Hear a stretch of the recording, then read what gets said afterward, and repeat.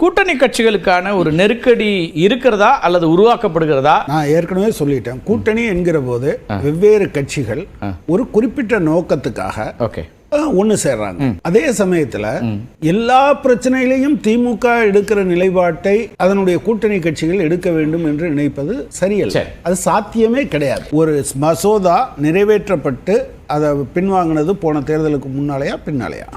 போன தேர்தலுக்கு முன்னால தானே. அதுல என்ன பிரச்சனை இருந்தது? ஸோ நீங்க என்ன பார்க்குறீங்க அப்படின்னா, ஒரு கூட்டணி கட்சி என்கிற முறையில் சில விஷயத்தை கடிதம் மூலம் சொல்றோம், அறிக்கை மூலம் சொல்றோம், சில நேரங்களில் அது போராட்டத்துக்கு போறோம். இது நடக்குது.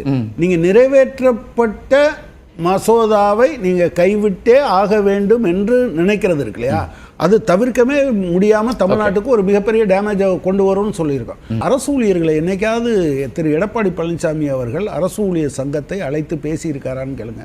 ஒரு முறையாவது பேசியிருக்காரான்னு கேளுங்க. இவ்வளவும் பண்ணிட்டு நீங்க குடங்குடமா கண்ணீர் வடிக்கிறது இருக்கு இல்லையா, அதுல தான் எனக்கு அது உங்களுடைய நீங்க தார்மீக ரீதியான உரிமையை நீங்கள் இழந்து விட்டீர்கள் என்று சொல்றேன். இந்த கோரிக்கையெல்லாம் வலியுறுத்துறோம். கான்ட்ராக்டை அமுல்படுத்தினது நீங்கள் தானே, அவுட் சோர்சிங்கை அமுல்படுத்தினது நீங்கள் தானே.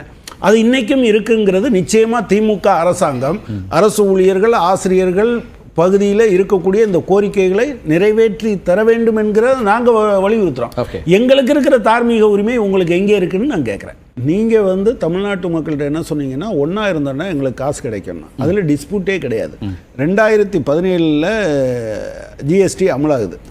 2020 மார்ச்சில் அப்போது ஓபிஎஸ் ஃபினான்ஸ் மினிஸ்டர் அந்த இதை எடுத்து பாருங்கள், எங்களுக்கு 4125 கோடி ரூபா கொடுக்கணும் ஐஜிஎஸ்டி பாக்கி வச்சுருக்காங்க, இன்றைக்கி வரை கொடுக்க மாட்டேன்றாங்க அப்படின்னு சட்டமன்றத்தில் சொன்னதை தவிர வேறு எதுவுமே பேசலை. எதிர்கட்சி அதாவது திமுக கூட்டணி கரைந்து போய்விட்டதா? இல்லை, முதல் இது நாங்கள் கரைஞ்சும் போகலை, காணாமலும் போகலை.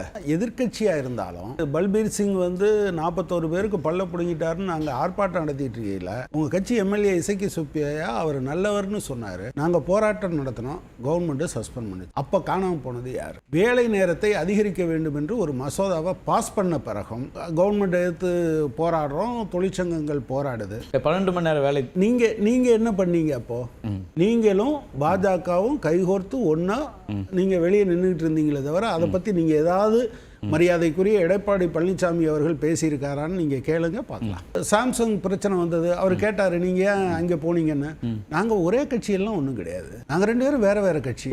பாஜக என்கிற ஒரு இந்தியாவை பீடித்திருக்கிற ஒரு நோய், அது அகற்றப்பட வேண்டும் என்பதற்காக திமுகவோட சேர்ந்திருக்கோம். திமுகவோட எல்லா கொள்கையும் நாங்கள் ஒத்துக்கணும்னா நாங்கள் திமுகவில் இருந்துட்டு போயிடலாம். எதுக்கு சிபிஎம் இருக்கணும்? வேங்கவேலில் முதல்ல போராட்டம் நடத்தினது நாங்கள். நான் என்ன கேட்குறேன், மேல்பாதிக்கு நீங்கள் எங்கேயாவது போனீங்க? வேங்கவேலுக்கு நீங்க எதிர்கட்சி தானே, வேங்கவேலுக்கு என்னைக்காவது போனீங்களா?